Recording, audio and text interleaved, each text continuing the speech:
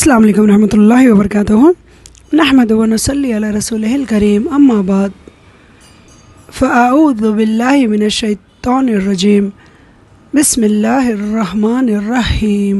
रब्बी शरह ली सदरी व यस्सिर ली अमरी वहलुल उक़दतम मिन लिसानी यफ़क़हू क़ौली। अल्हम्दुलिल्लाहि रब्बिल आलमीन वस्सलातु वस्सलामु अला मुहम्मदिल मबऊसी रहमतुल आलमीन व हुद्दल लिल मुत्तक़ीन व अला आलिहि व सहबिहि अजमईन, अम्मा बाद। इंशाअल्लाह ताला आज हम जो पहली वही अल्लाह ताला ने मोहम्मद सल्लल्लाहु अलैहि वसल्लम पर जिब्रील अमीन के ज़रिए जो नाजिल की सूरह अल्लाह की 5 आयतें इंशाअल्लाह हम वो पढ़ेंगे। और अल्हम्दुलिल्लाह रब्बिल आलमीन, मैंने पिछली ऑडियो में आपको इस बारे में उतना डिटेल नहीं कहा था, लेकिन इंशाल्लाह आज हम इसको कोशिश करेंगे कि हम इसको डिटेल पढ़ें। और मैं तमाम आप लोगों से रिक्वेस्ट करती हूँ, मेरी आप तमाम से गुजारिश है, ये आयतें अपने बच्चों को भी पढ़कर सुनाएं, अपने पड़ोसियों को भी पढ़ के सुनाएं। जो लोग इन आयतों की अहमियत को नहीं जानते, आपका काम है कि आप अपने रब की किताब को खोल खोल कर बयान करें। देखिए, हमारी ज़बान उर्दू है, ठीक है। मैं आपको उर्दू में ही सिखा रही हूँ, मैं आपको उर्दू में ही बता रही हूँ, मैं आपसे उर्दू में ही कह रही हूँ। तो मैं नहीं समझती कि आपको कोई ऐसा वर्ड ना हो जो आपको समझ ना आए। अब आपको क्या करना है, ये मेरे अल्फाज को अपने जहन में रखें और लोगों को सुनाएं, ठीक है। देखिए, मैं आपको बार बार इसीलिए मैं वॉर्न आपको करती हूँ, आप इस ग्रुप का हिस्सा बन गए हैं। अब आपका काम है कि आप भी अपना हिस्सा डालें इस काम में, दीन के काम में अपना हिस्सा डालें। हर चीज़ में हिस्सा डालते हैं ना हम। बोले हम कुर्बानी का गोश्त, बड़े आपके बकरा देने की इस्तात ना हो तो बड़े भाई के गोश्त में हिस्सा डालते हैं। बोले आप, मैंने कई लोगों को देखा है, वो क्या करते हैं, 11वीं करते हैं उसमें हिस्सा डालते हैं, हाँ कुछ करते हैं उसमें हिस्सा डालते हैं, सब में हिस्सा डालते रहते हैं। तो क्या आप कुरान की जो तालीमात हैं उसको फैलाने में हम अपना हिस्सा ना डालें? बोले जो सुन्नतें हैं उसको फैलाने में हम अपना हिस्सा ना डालें? अरे वो हिस्से तो लोग खाएंगे पिएंगे, यहीं पहुँच के चले जाएंगे। ये हिस्से आपको आखिरत में काम आएंगे, आपके अमल नामे में सेव होंगे। और आपका काम है कि आप इतनी इम्पोर्टेंट चीज़ पढ़ रही हैं। आप यकीन करें, ये खुशनसीब लोगों को अल्लाह ताला ये मौके देता है। आप मुझे ख़ुद बताएं, आपके फैमिली में कितने मेंबर्स होंगे, आपके ख़ानदान में कितने होंगे? 100-150 लोग होंगे। किसी एक को मोहम्मद सल्लल्लाहु अलैहि वसल्लम की सीरत पता है क्या? मुझे आप बताएं। किसी एक से कह रही हूँ मैं आपको। बोले हाँ, अगर पता नहीं है तो फिर क्या फैमिली है हमारी? आप बोलें अल्लाह ताला की रहमतें कहाँ से आएंगी हम सब पे? हाँ, अल्लाह और उसके रसूल की किताब को नहीं जानते तो फिर हमारा क्या वजूद है? अल्लाह ने क्या करा? इक़रा बिस्मि रब्बिकल लज़ी ख़लक़, पढ़ो अपने रब के नाम से। क्या पढ़ते हैं अपने रब के नाम से? बोले आप पैसे गिनते हैं अपने रब के नाम से, खाना खाते हैं अपने रब के नाम से। बोले आप क्या करते हैं? बस खाना पीना, ज़िंदगी का मसरफ़ नहीं है। अल्लाह ताला कह रहा है कि पढ़ो, पढ़ने में हर चीज़ आ जाती है, कुरान आ जाती है, हदीस आ जाती है, अच्छी किताबें आ जाती है। बोले आप तो बहुत इम्पोर्टेंट है ये। मैं आपको बार बार स्ट्रेस दे रही हूँ इस बात का, ठीक है। और आप एक बात मेरी याद रखें, आपके घर मैं तो देखने नहीं आ रही, ठीक है, अल्लाह लेकिन आपको देख रहा है। वो मुझे भी देख रहा है, आपको भी देख रहा है। आपने क्या हक़ अदा किया इसका, आपको भी देख रहा है, मुझे भी देख रहा है कि मैंने क्या हक़ इस किताब का अदा किया। तो अल्लाह हम दोनों पे गवाह है, आप पर भी और मुझ पर भी।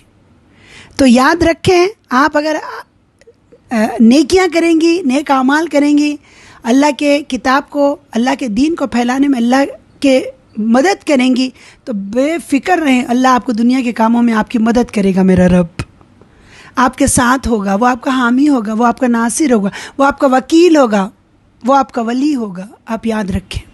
लेकिन इसके लिए आपको उस दर्जे पे आना चाहिए जो आप में काबिलियत है, जो आप में एबिलिटी है। बस उस दर्जे की लोगों को दीन की तबलीग करें, दीन की दावत दें। जो भी आपको आता है वो बताएं। अच्छी बात बताना भी सदका है। अच्छे मशवरे दें, अच्छी बात बताएं। हर चीज़ को कुरान से रिलेट करें। अब जैसा मैं आपको बताती हूँ, आप कुरान से रिलेट कैसा कर सकते हैं, ठीक है। अब आप खाने के लिए बैठे, ठीक है, आपका टेबल पे आप बैठें या आप दस्तरखान घर में बिछाएं। बिछा के सब बैठे। अब आप ये कहें कि देखो एक साथ खाने में बरकत है, ठीक है। और फिर चावल, अगर आपके सामने चावल आता है, जो भी आपकी डिश आती है उसके बारे में भी बात करें। ये देखो आज हम कितनी नेमतें खा रहे हैं। हाँ, वो रोड पे लोगों को देखो जो अल्लाह ताला के ऐसे भी बंदे हैं अल्लाह ने दुनिया में पैदा किए हैं जो मांग मांग कर खाते हैं, और अल्लाह ताला का शुक्र अदा करो कि हम बैठ के एक साथ खा रहे हैं। आज आप देखें, एक साथ अपनी फैमिली में बैठ के खाना भी मैं कहती हूँ ये एक नेमत है। बोले अब आप कहेंगी थोड़ी देर के लिए आप किस तरह कह रही हैं कि ये नेमत है। अब आप देखिए, मैं आपको जब ये बात आपके सामने रखूँगी तो मुझे उम्मीद है, यकीन है आप भी मेरी बात से इत्तेफाक ज़रूर करेंगे। एक साथ देखें, आप कई घरों में आप देखते हैं किसी के बेटे बाहर हैं वो दस्तरखान पे नहीं होते, किसी के शौहर बाहर हैं वो दस्तरखान पे नहीं होते। आप बताएं, कोई माँ बाप अकेले हैं, बेटा है ना बेटी है अपने अपने घरों में हैं, वो भी अकेले ही खाते हैं। तो आप देखें कितने खुशनसीब हैं वो लोग जो एक साथ बैठ के एक दस्तरखान पे खाना खाते हैं। तो आप याद रखें इसमें भी बरकत है। आपके अपने फैमिली मेम्बर से कहें जब भी खाना खाएं सब एक साथ बैठ कर खाएँ, ठीक है। चलिए आए आगे पढ़ते हैं। मैंने आपको इतना बड़ा लेक्चर सिर्फ़ और सिर्फ इसे ले दिया कि आप अपना हिस्सा इस कुरान और सुन्नत में डालें, ठीक है। चलिए आए, जैसे अभी मैंने आपसे कहा था कि 5 जो आयतें सूरह अलग की अल्लाह ताला ने उतारी, तो उसका जो आपका तर्जुमा था मैंने आपको सुना दिया, लेकिन फिर इंशाल्लाह मैं आज वहीं से आपको शुरू करूँगी। जैसे मैंने आपसे कल कहा था कि जिब्रील अमीन आए गारे हिरा पर, और मक्के में, यहाँ पे मैं आपको एक बात फिर कहना चाहूँगी, मक्के में 2 गार बहुत मशहूर हैं, एक गारे सूर और एक गारे हिरा। गारे हिरा जो वही नाजिल हुए, गारे सूर जो मोहम्मद सल्लल्लाहु अलैहि वसल्लम हमारे प्यारे नबी जब मदीना मुनव्वरा की हिजरत करने के लिए मक्के से निकले, तो आप अपने घर से निकले तो आप मक्के में गारे सूर में आप सल्लल्लाहु अलैहि वसल्लम ने 3 दिन पनाह ली, वहाँ पे आप रुके रहे, क्योंकि कुफ़ार मक्का मुशरिकीन मक्का मोहम्मद सल्लल्लाहु अलैहि वसल्लम को जगह जगह ढूंढ रहे थे। तो आप याद रखें, आप जब कभी जाएंगे इंशाल्लाह ताला अज़ीज़, आप बहुत जल्द जाएं वहाँ पे मक्के मदीना। मेरी आप तमाम के लिए दुआ है अल्लाह आपको जल्द ले जाए, और इंशाल्लाह ताला मुझे भी ले जाए मेरी फैमिली मेम्बर्स के साथ। तो वहाँ पे आप ये जब जाएंगे तो आप गारे हिरा भी इंशाल्लाह आप वो वहाँ पे जो लोग होते हैं सऊदीज़ होते हैं अपनी वैन में बिठा कर ले जाते हैं, फजर के बाद वो लोग ले जाते हैं आपको। मक्के में अगर आप जाएंगी तो वो मेरे ख़्याल से 70-80 रियाल लेते हैं, आपको गारे हिरा भी ले जाएंगे, और आपके हज के जो मुकामात है आपके मुज़दलिफ़ा है, मिना है, अरफात है, और आपके जमरात है ये। और अगर आप चाहें तो गारे हिरा और गारे सूर भी वो आपको इंशाल्लाह ले जाएंगे। तो आप ज़रूर देखें, वहाँ जाकर इस किताब को याद करें कि हमने मोहम्मद सल्लल्लाहु अलैहि वसल्लम के बारे में ये पढ़ा था। सुभान अल्लाह। तो आप ज़रूर जाएं, और मदीने की जब आप ज़ियारत को जाएंगे इंशाल्लाह ताला अज़ीज़, तो वहाँ पे तो आप जानते हैं मस्जिद नबवी में हम पहले जाते हैं, सुभान अल्लाह, हम नमाज़ पढ़ते हैं मस्जिद नबवी में, फिर मोहम्मद सल्लल्लाहु अलैहि वसल्लम के रोज़े के पास जाते हैं, रियाज़ुल जन्नह में जाके हम नमाज़ पढ़ते हैं अल्हम्दुलिल्लाह रब्बिल आलमीन। फिर आप वहाँ पे मस्जिद क़िबलतैन जाएंगी, उसके बाद आप मस्जिद क़ुबा जाएंगी। पहले जैसा मैंने आपसे कहा कि 10-15 साल पहले वहाँ पे 7 मस्जिदें हुआ करती थी, अभी तो वहाँ पर है नहीं। तो बस ये, और आपके जंग उहद को ले जाते हैं वहाँ की ज़ियारत में। तो आप अगर आप चाहें तो जंग बदर जहाँ पर हुई थी वहाँ भी जाएँ, लेकिन वो 190 किलोमीटर्स है मदीने से दूर। अगर आपको सहूलत होती है तो आप ज़रूर जाएँ। तो मैं बहरहाल ये आपको मेरे कहने का मतलब यही है कि आप ज़रूर ये जगहें देखें, क्योंकि अल्हम्दुलिल्लाह रब ने हमें मौका दिया है, तो हम ज़रूर हमारी आँखों को वो मंज़र दिखाएं जो मोहम्मद सल्लल्लाहु अलैहि वसल्लम जहाँ थे, जहाँ पे सहाबा इकराम खलफा राशिदीन अल्हम्दुलिल्लाह वहाँ पे उस जगह पे अल्हम्दुलिल्लाह उनके ख़त्म मुबारक पड़े थे, ठीक है। चलें आए अभी हम शुरू करते हैं। तो जैसा जिब्रील अमीन मोहम्मद सल्लल्लाहु अलैहि वसल्लम को अल्हम्दुलिल्लाह ये आयतें आप पर को पढ़कर सुनाई और कहा कि आप मेरे साथ पढ़ें, तो आयतें यही थी, इक़रा बिस्मिका रब्बिकल लज़ी खलक़, बिस्मि रब्बिकल लज़ी खलक़, पढ़ो अपने परवरदिगार के नाम से जिसने पैदा किया। खलक़ल इंसान मिन अलक़, इंसान को लोथड़े से पैदा किया। इक़रा व रब्बुकल अकरम, सुभान अल्लाह, पढ़ तेरे रब बड़ा करीम है, सुभान अल्लाह। उसके बाद अल्लज़ी अल्लमा बिल क़लम, जिसने कलम के ज़रिए इल्म दिया। अल्लमल इंसान मा लम यालम, इंसान को वो बात सिखाई जिसे वो ना जानता था। आप यकीन करें हर काम में अल्लाह की हिकमत होती है। हाँ, अगर आप इन 5 आयतों को गौर से देखें, पहले परवरदिगार कह रहा है कि पढ़ो अपने परवरदिगार के नाम से जिसने तुम्हें पैदा किया। ठीक है, हम इसकी मिसाल इस तरह मैं आपको बताना चाहूँगी। हमारे बच्चे अगर हमारी बात नहीं सुनते या हमारी नाफरमानी करते हैं किसी भी बात पर, हम क्या कहते हैं, बेटे तुम हमारी औलाद हो। ठीक है, हमारे जहन ज़बान पे पहले यही अल्फाज आते हैं, तुम हमारी बात नहीं सुनोगे, हमने तुम्हें पैदा किया। आप बोले तो आप देखें थोड़ी सी बात में इंसान किस तरह अपने बच्चों से नाराज़ हो जाता है। और मेरा रब यहाँ पे कह रहा है कि पढ़ो अपने परवरदिगार के नाम से जिसने तुम्हें पैदा किया, जिसने पैदा किया तुम्हें। तो अब आप बताएं कितने लोगों ने कुरान इस तरह पढ़कर इसका हक़ अदा किया होगा। फिर अल्लाह ताला आगे फरमा रहा है, इंसान को उसकी औकात बता रहा है, इंसान को लोथड़े से पैदा किया, खून के लोथड़े से। आप अल्हम्दुलिल्लाह हम सब मैरिड लोग हैं, हम जानते हैं ये स्टेजेस क्या क्या होते हैं अल्हम्दुलिल्लाह। तो आप ख़ुद सोचें कि एक बूंद से, एक खून के लोथड़े में वो तब्दील होकर एक बच्चे का, सुभान अल्लाह, मेरे रब की क्या तख्लीक़ है। आप बोले वो एक ज़िंदा बच्चा पैदा करता है। तो अल्लाह ताला हकीकत बता रहा है कि तुम्हें हकीकत क्या है। और उसके बाद अल्लाह ताला फरमा रहा है कि पढ़ तेरा रब बड़ा करीम है। सुभान अल्लाह, इक़रा व रब्बुकल अकरम। ये हमें इसलिए शौक़ दिलाया जा रहा है कि अल्लाह ताला बेहद मेहरबान है, बेहद रहमान है, बेहद करीम है। सुभान अल्लाह। आगे आता है कि वो पढ़ो अपने रब के नाम से जिसने कलम के ज़रिए आप इल्म दिया। कलम के ज़रिए इल्म दिया, क्या मतलब है इसका आप बताएं। इल्म तो दिया, कलम के ज़रिए लिख कर दिया। समझ गए आप। यहाँ मैं आपको एक बात ज़रूर कहना चाहूँगी, कई लोगों को आपने देखा होगा कि लिख कर लोग याद करते। मेरी भी अपनी आदत है, आप मुझे लिख कर याद होता है। शुरू से मेरी कॉलेज लाइफ की आदत रही। कुछ लोगों को पढ़ कर याद होता है, मुझे लिख कर याद होता है। अगर मैं कहीं कुछ लिख लूँ ना तो वो अल्हम्दुलिल्लाह रब्बिल आलमीन सेव हो जाता है मेरे जहन में। तो अब अल्लाह ताला जैसे यहाँ पे कह रहे हैं कि जिसने, तेरा रब बड़ा करीम है जिसने कलम के ज़रिए इल्म दिया। तो हम इल्म कलम के ज़रिए आप सीखते हैं ना। अब आप इसको थोड़ा सा, इसका इम्पोर्टेंस इस तरह आप क्या कहना चाहिए, सुने कलम का इम्पोर्टेंस। आप एग्जामिनेशन हॉल को जाते हैं, कोई भी एग्ज़ाम लिखने, आप अगर अपना पाउच भूल जाते हैं, अपना जो आपका क्या बोलते हैं आप, कंपास बॉक्स बोले आप, जो भी आपके पेन होते हैं, पेंसिलें होती हैं, इरेजर्स होते हैं बोले आप, अगर आप वो भूल जाते हैं तो आप क्या पास होंगे एग्ज़ाम में। कलम कितनी बड़ी चीज़ है आप बताएं। अगर वो ना हो तो फिर आपके 3 घंटे तो यूँ आप बेकार में गुजार देंगे बैठे बैठे। तो अल्लाह ताला यही कह रहा है कि अल्लाह ताला ने कलम के ज़रिए इल्म दिया, लिख कर इल्म दिया अल्लाह ताला ने। यहाँ पे मैं आपको एक बात ज़रूर और कहना चाहूँगी।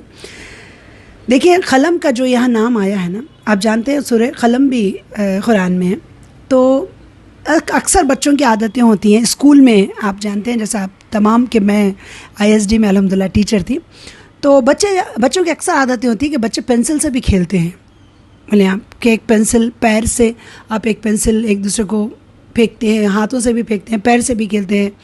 और आप कहीं अगर पेंसिल पड़ी भी है तो उसको पैर से मारते मारते चले जाते हैं। मासूम बच्चे होते हैं, उनको, छोटे बच्चों की बात मैं आपसे कह रही हूँ।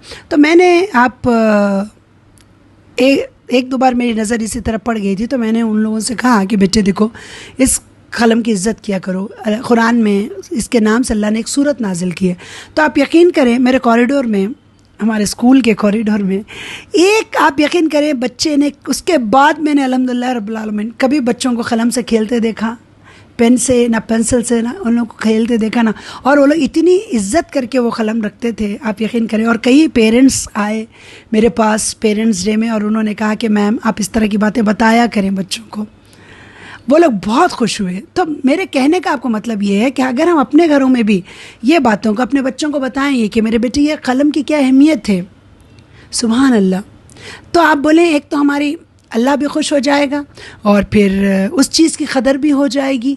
और फिर बच्चे हमेशा, और आप यकीन करें अगर आप ये दीनी एतबार से, जैसे मैंने आपको यहाँ पे बताया, बेशक इसकी तो कोई मतलब ये तो अनमोल चीज़ है, लेकिन आप दुनियावी एतबार से भी एक पेन भी बहुत इंपॉर्टेंट चीज़ है।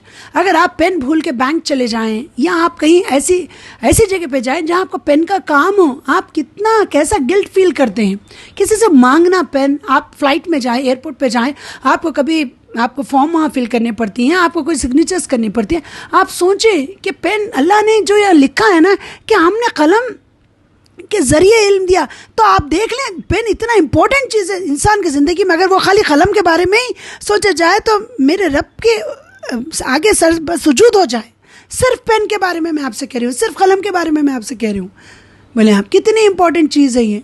हज़ारों, आप बोले लाखों, करोड़ों, अरबों, मिलियनों, खरबों का आपके वो सिर्फ आपके ये पेन से होता है। खैर आजकल आप बोले ये जो भी चीज़ें हैं, ये कंप्यूटर्स हैं, ये मोबाइल्स की नेट बैंकिंग है, ये सब आप छोड़ दें, लेकिन आज भी लोग पेन का इस्तेमाल बराबर करते हैं, कलम का इस्तेमाल बराबर होता है।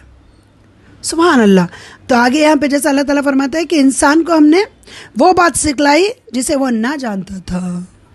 बस इंसान की ज़िंदगी का महवर, बोले हाँ, इंसान की ज़िंदगी का महवर ये 5 आयतों पे ही आप अगर इसको देख लें तो आपको घूम के आप रह जाएंगे। सुभान अल्लाह। ठीक है, उसके बाद आगे चलते हैं। इन आयत को लेकर रसूल सल्लल्लाहु अलैहि वसल्लम वापस हुए। जब जिब्रील अमीन ने मोहम्मद सल्लल्लाहु अलैहि वसल्लम को ये आयतें पढ़ा दी और आपने पढ़ ली, तो वो क्या हुआ, गारे हिरा से उतरे और अपने घर वापस आए। आप सल्लल्लाहु अलैहि वसल्लम का दिल कांप रहा था। हज़रत खतीजा रदी अल्लाह अन्हा के पास पहुंचकर फरमाया, मुझे चादर उड़ा दो, मुझे चादर उड़ा दो। यहाँ पे इस तरह है, आप इसको अरबी में ज़म्मिलूनी कहते हैं। तो आप सल्लल्लाहु अलैहि वसल्लम आए, आप जैसा रेखल मखतूम में है, सीरत की किताबों में है कि आपने कहा कि ज़म्मिलूनी, मुझे चादर उड़ा दो, मुझे चादर उड़ा दो। उन्होंने चादर उड़ा दी, यहाँ तक कि दहशत जाती रही, क्योंकि आप बहुत घबराए हुए थे। अभी मैंने आपसे पिछले ऑडियो में कहा ना, आप सोचें एक तन्हाई है और उसमें से जिब्रील का आना, फिर इस तरह मोहम्मद सल्लल्लाहु अलैहि वसल्लम को दबोचना, फिर आपको पढ़ाना, आप बहुत मतलब दहशत आप में हो गई थी। तो यहाँ पे वही बताई गई कि आपकी दहशत जाती रही। फिर हज़रत खतीजा रदी अल्लाह अन्हा को वाक़या सुना कर फरमाया, मुझे अपनी जान का डर लगता है। आप सल्लल्लाहु अलैहि वसल्लम ने यह जिब्रील अमीन का पूरा वाक़या सुनाया आपकी ज़ौजा मोहतरमा हज़रत खतीजा को और कहा कि मुझे अपनी जान का डर लगता है। तो हज़रत खतीजा ने सुभान अल्लाह क्या कहा, देखिए बीवियाँ ऐसी होनी चाहिए। उन्होंने अपने शौहर को हिम्मत दिलाई। कैसी हिम्मत दिलाई कि जब आप सल्लल्लाहु अलैहि वसल्लम ने फरमाया कि मुझे अपनी जान का डर लगता है, तो हज़रत खतीजा ने कहा, अल्लाह की कसम ऐसा हरगिज़ नहीं हो सकता। अल्लाह आप सल्लल्लाहु अलैहि वसल्लम को कभी रुस्वा नहीं करेगा। आप सल्लल्लाहु अलैहि वसल्लम सिले रहमी करते हैं, बेसहारों का बोझ उठाते हैं, खाली हाथ वालों का बंदोबस्त करते हैं, मेहमान की मेज़बानी करते हैं और हक़दारों की मुसीबत में मदद फरमाते हैं। सुभान अल्लाह। अब देखिए आप, अगर आपको मैं यहाँ पे एक बात ज़रूर आपको कहना चाहूँगी, माशाल्लाह आप लोग ख़ुद मुझसे ज़्यादा समझदार और अक्लमंद हैं अल्हम्दुलिल्लाह रब्बिल आलमीन, लेकिन मैं अपना फ़र्ज़ समझती हूँ बेशक कि कभी कभी रिमाइंडर्स भी इंसान के लिए बेहद ज़रूरी होते हैं। कभी देखिए हमारे शौहर भी ऑफ़िस के काम से, बिज़नेस में जिसके हस्बैंड बिज़नेस करते हैं, कभी बहुत टेंशन में रहते हैं वो लोग। मर्द हज़रात में अक्सर ये चीज़ें देखी गई हैं।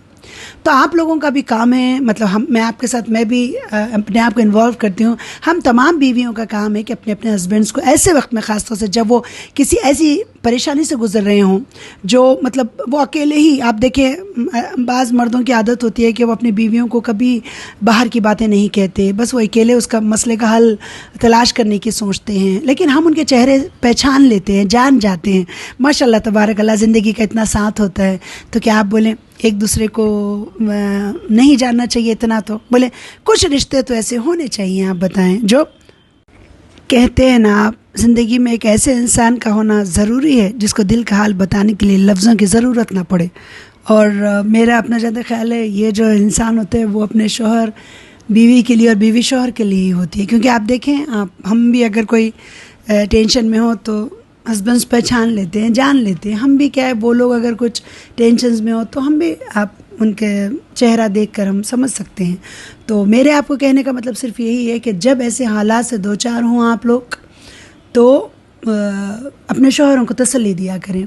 ऐसे जैसे अल्फाज यहाँ पे हज़रत खतीजा रदी अल्लाह अन्हा ने मोहम्मद सल्लल्लाहु अलैहि वसल्लम से कहा कि अल्लाह आपको कभी रुस्वा नहीं करेगा। आप सल्लल्लाहु अलैहि वसल्लम सिले रहमी करते हैं। देखिए कई लोगों में सिले रहमी की आदत होती है, अल्हम्दुलिल्लाह रब्बिल आलमीन।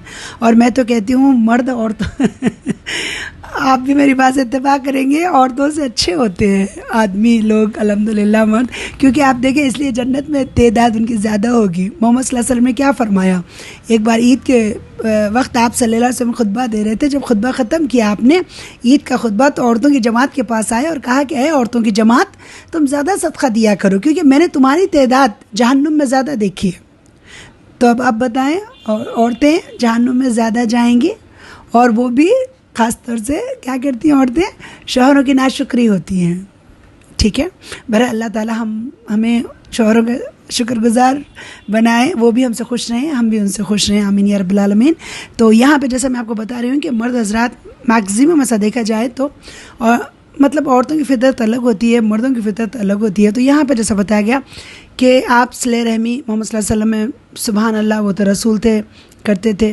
फिर बेसहारों का बोझ उठाते थे। ऐसे भी आपने ज़िंदगी में भी कई लोगों को देखा होगा, वो बहुत खामोशी से लोगों की मदद कर देते हैं, भले हाँ। फिर बाद में पता चलता है कि भाई सुभान अल्लाह क्या नेचर है किसी इंसान का। उसके बाद आप देखें खाली हाथ वालों का बंदोबस्त करते हैं। बहरहाल जो भी आपसे मांगने आता है, कई आपने लोगों को, ये तो मोहम्मद सल्लल्लाहु अलैहि वसल्लम का सुभान अल्लाह ये अमल मुबारक है, ये तमाम अमल अल्हम्दुलिल्लाह, हमें भी ये चीज़ें अपनी ज़िंदगी में शामिल करना चाहिए। और यहाँ पर जैसा बताया गया कि आप सल्लल्लाहु अलैहि वसल्लम को कभी अल्लाह ताला रुस्वा नहीं करेगा। आप सल्लल्लाहु अलैहि वसल्लम सिले रहमी करते, बेसहारों का बोझ उठाते, खाली हाथ वालों का बंदोबस्त करते, मेहमान की मेज़बानी करते और हक़दारों की मुसीबत में मदद फरमाते। तो हमें भी क्या आप बताएं, मेहमान की मेज़बानी करना चाहिए। मेहमानदारी बोले हमारे पास, हम कहेंगे हमें वो बेहतरीन तौर पे जो भी आपको अल्लाह ताला ने नेमतें दी हैं वो ज़रूर आप उन्हें उनके सामने रखें और हक़दार की मुसीबत में मदद ज़रूर फरमाएँ। ठीक है, आगे आप देखें तो आपने इतने प्यारे अल्फाज से आप सल्लल्लाहु अलैहि वसल्लम की दिलजोई की, आपको ढारस बंधाई, और उसके बाद ये तमाम बातें आप सल्लल्लाहु अलैहि वसल्लम से कहने के बाद क्या फ़रमाया। उसके बाद हज़रत खदीजा रदी अल्लाह अन्हा ने आपको अपने चचेरे भाई वर्क़ा बिन नौफिल के पास ले गई। ये जाहिलियत के ज़माने में ईसाई हो गए थे, वो इब्रानी लिखना जानते थे, चुनाचे इब्रानी में तौफ़ीक़ इलाही के मुताबिक इंजील लिखते थे। उस वक्त वो बूढ़े थे और नाबीना हो चुके थे।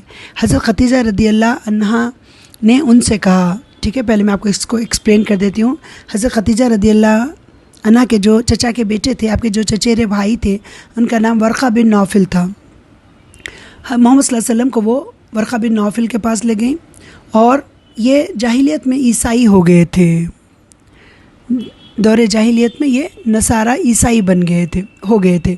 वो इब्रानी लिखना जानते थे, चुनाचे इब्रानी में तौफ़ीक़ इलाही के मुताबिक इंजील लिखते थे, इंजील वो लिखते थे। उस वक्त वो बूढ़े और नाबीना हो चुके थे। हज़रत खदीजा रदी अल्लाह अन्हा ने उनसे कहा, भाईजान आप अपने भतीजे की बात सुने। वर्क़ा ने कहा, भतीजे तुम क्या कहते हो।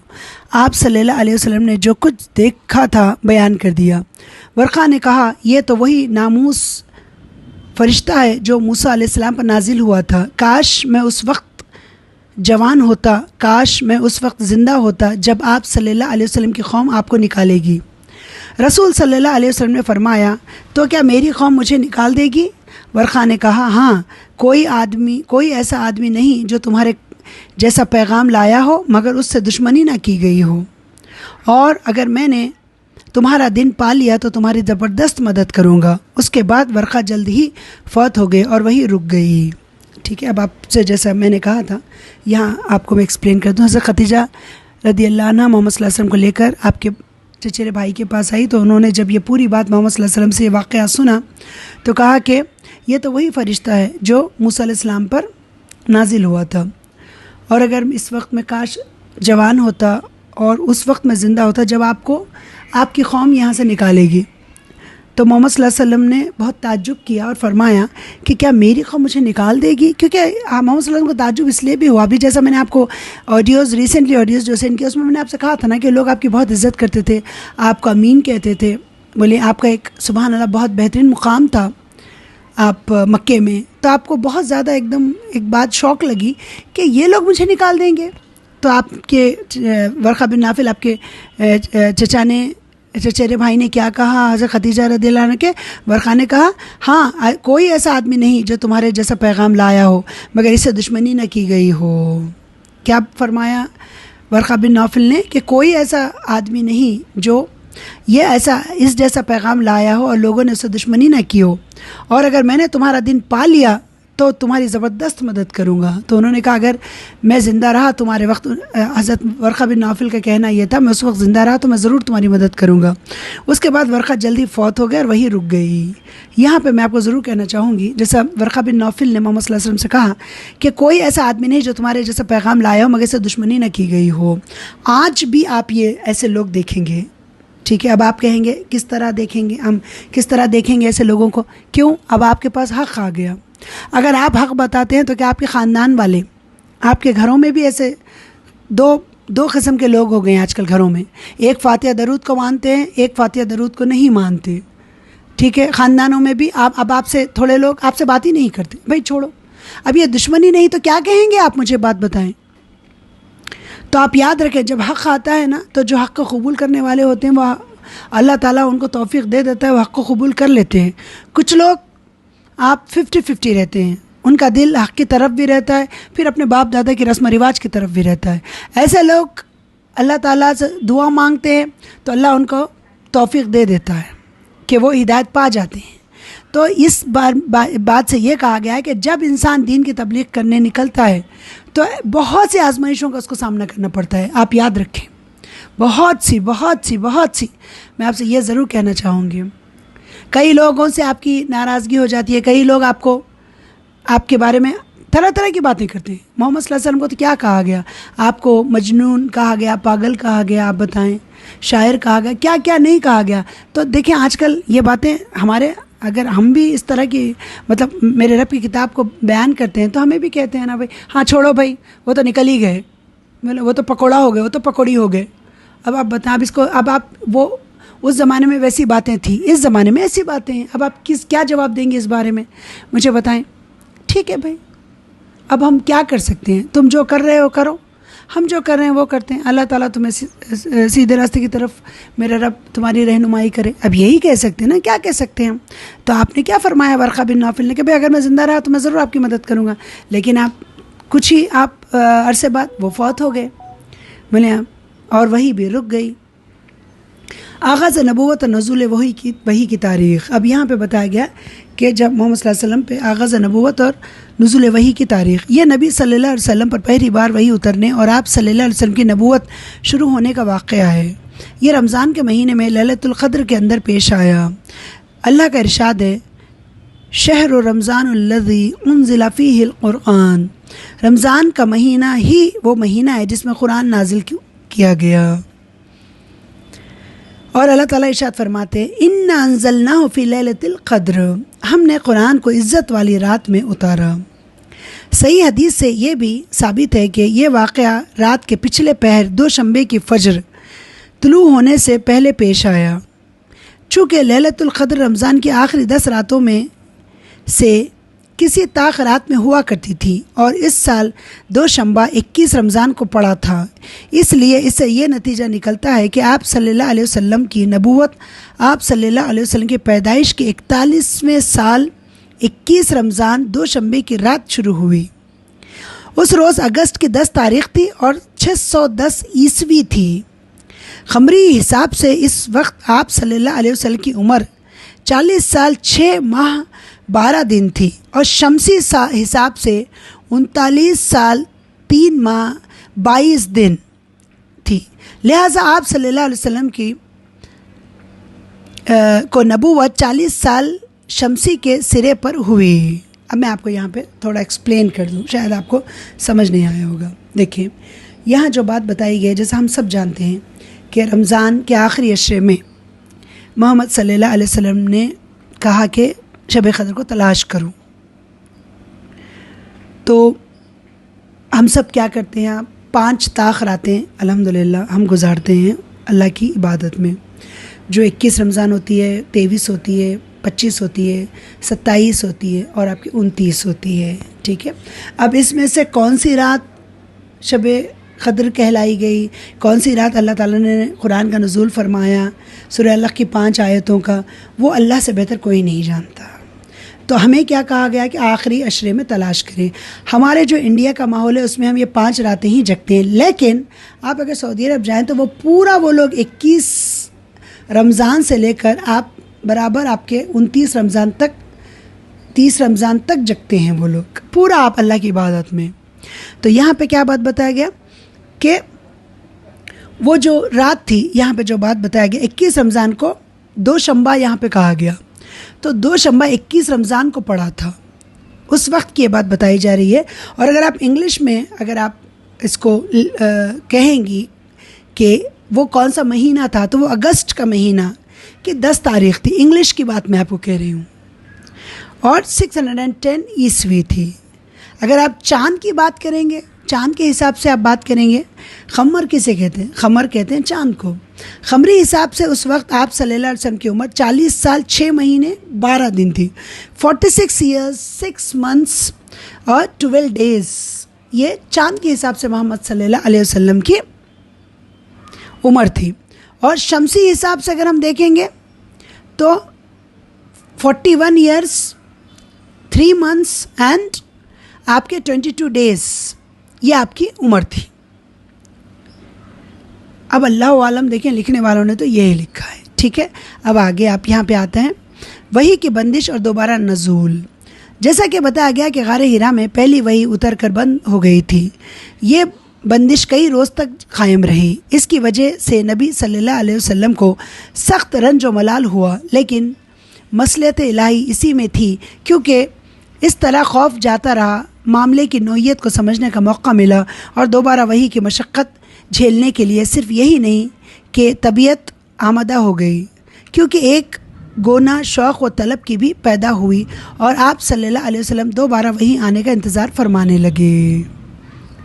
अब सुभान अल्लाह, आप जैसा कहते हैं ना कि हर काम में अल्लाह की मसलहत होती है, तो यहाँ पे जो वही को रोक दिया गया था, अल्लाह ताला ने जो वही रोक दी थी और उसको जब दोबारा नाजिल करने का अल्लाह ताला ने जब नाजिल किया, उस बारे में एक चैप्टर है।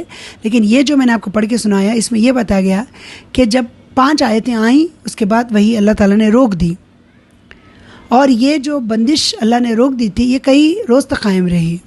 और इसका रीज़न ये था कि मोहम्मद सल्लल्लाहु अलैहि वसल्लम बहुत डर गए थे, बहुत आपको खौफ आ गया था, तो अल्लाह ताला चाहता था कि आप नॉर्मल हो जाएं, इसीलिए अल्लाह ताला ने वही को रोक दी थी। लेकिन मोहम्मद सल्लल्लाहु अलैहि वसल्लम को बहुत रंज होता था, बहुत मलाल होता था वो, तो लेकिन ये अल्लाह ताला ने मोहम्मद सल्लल्लाहु अलैहि वसल्लम के लिए ही किया था कि आपका जहन, आप पुरसुकून हो जाएं, आपके जहन से हैबत, बोले आप खौफ पूरी तरह निकल जाए। उसके बाद अल्लाह ताला ने आपको फिर आप पे इंशाल्लाह अल्लाह नाजिल करेगा, ये अल्लाह ताला की मसलियत थी। और यहाँ जैसा बताया गया, और दोबारा वही की मशक्क़त झेलने के लिए सिर्फ यही नहीं कि तबीयत आमादा हो गई थी, बल्कि गोना शौक़ और तलब भी पैदा हुई। तो आप देखिए, उसके बाद मोहम्मद सल्लल्लाहु अलैहि वसल्लम को बहुत इंतज़ार रहने लगा वही का, आप बहुत शौक़ से इंतज़ार करने लगे, और आप सल्लल्लाहु अलैहि वसल्लम दोबारा वही आने का इंतज़ार फरमाने लगे। सुभान अल्लाह। इससे क्या बात पता चलती है कि अल्लाह ताला की हर काम में मसलियत होती है। अल्लाह ताला ने आपको इतना जो पीरियड दिया था आपको नॉर्मल होने के लिए, उसके बाद आपके दिल में और वही का शौक़ अल्लाह ने पैदा किया था। ठीक है, अब आप इसको सुने इंशाअल्लाह ताला अज़ीज़। अगली जो ऑडियो होगी उसके बाद अगला हिस्सा हम उसमें पढ़ेंगे। ठीक है, तो अल्हम्दुलिल्लाह रब्बिल आलमीन। बस आप अल्लाह ताला से यही दुआ करें जो हम पढ़ रहे हैं, अल्लाह ताला हमारे बच्चों को अल्लाह ताला कुरान और सुन्नत की मेरे रब तालीम दे, और हम भी अपने बच्चों को वैसे ही बनाएं जैसे मोहम्मद सल्लल्लाहु अलैहि वसल्लम के इखलाक़ थे, और हम भी वैसे ही बने इंशाअल्लाह ताला अज़ीज़। तो अगली ऑडियो में आपसे मुलाकात होती है। सुब्हानक अल्लाहुम्मा व बिहम्दिका नशहदु अन ला इलाहा इल्ला अंता नस्तग़फिरुका व नतूबु इलैक। अस्सलामु अलैकुम व रहमतुल्लाहि व बरकातुहू।